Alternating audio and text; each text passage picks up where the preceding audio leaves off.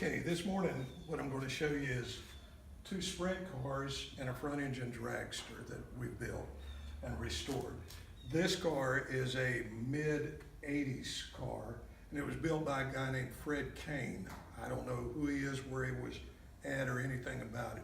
But when this car was raced, it did quite well. Then a doctor, Doc Miller, bought it and had it turned into a street car.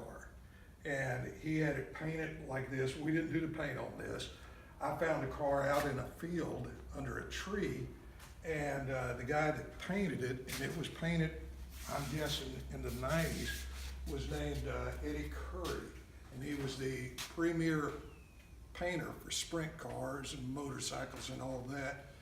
Even today, he's still painting. Eddie was, I don't know Eddie either, but he is one of the premier painters in this area. The car, I've raced it on dirt. Last time I raced it was on dirt. It's got a 350 small block in it.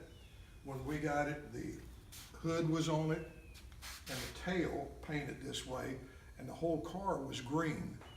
And we bleached it down, cleaned it up, lightly sanded it with 1000 grit paper, and then put a clear coat on it, and you can see it almost looks new. Eddie did an outstanding job on this thing. You can see this is a newer style hood. The way that it comes off of the car, comes off in one piece, it all works. And I will sit it right over here.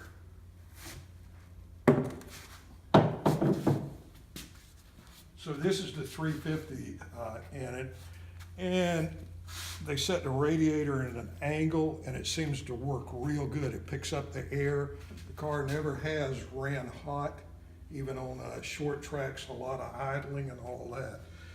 We stayed with the purple scheme. We built the side panels, the valve covers, we painted them purple. Everything was with the purple.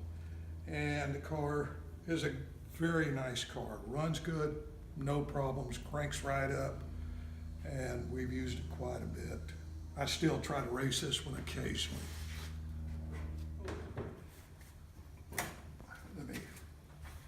That's good enough. Let me tell you a story about number one. Wait a minute. As you can see, these two cars are both number one, and the reason we did that was because the club that I was racing with, when you raced for points, they didn't race, the person didn't get the points, the car got the points, and the car really didn't get the points. What got the points was the number.